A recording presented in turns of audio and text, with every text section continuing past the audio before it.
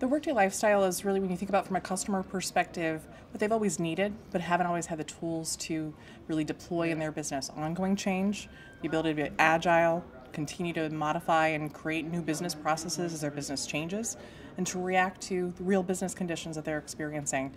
Workday really creates that as a lifestyle for their customers to continue to be flexible, agile, and grow with their business.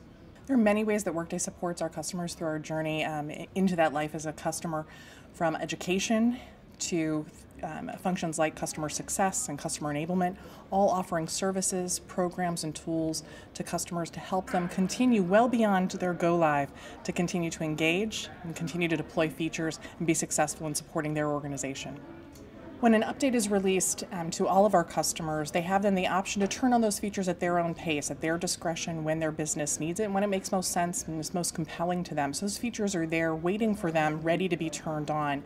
Many customers use that update process, that twice a year, as a natural cadence to look at features that make sense or features that make sense now and what's next. And in many cases, those features may take just a week or two of configuration and testing, and it may take longer to make the decision to do it than to actually do the work to turn it on. Change management, in comparison to, when I think about old school change management, in those past environments, many of us spend our time as HR professionals really preparing for what I consider to be more training, focused on teaching people how they'll do a particular task, creating lots of binders of paperwork and decoders of the codes that were supposed to reflect our real business. And frankly, often there was a section there even teaching you what not to do, what report never to run, what things never to do in concert with one another, all of those sorts of things. That really was a lot of what the change management efforts were often about. And it was all about one time. And in many cases, one time every few years or longer, where you had a chance to update anything. In this environment, the Workday change management model really coincides with the way we think about the overall product experience. It's disruptive in a good way. It helps you every few months to think about the things that are coming that make sense. It has to be iterative.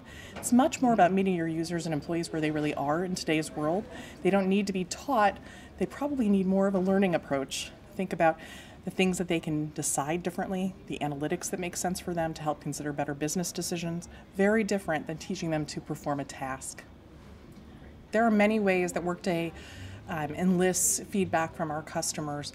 Formally, we sit down with customers at minimum once a year in an annual review with our customer success organization to ask about both the way our processes are working for them and we as a business are delivering value to them, as well as the way the product is working for them and what their roadmap looks like.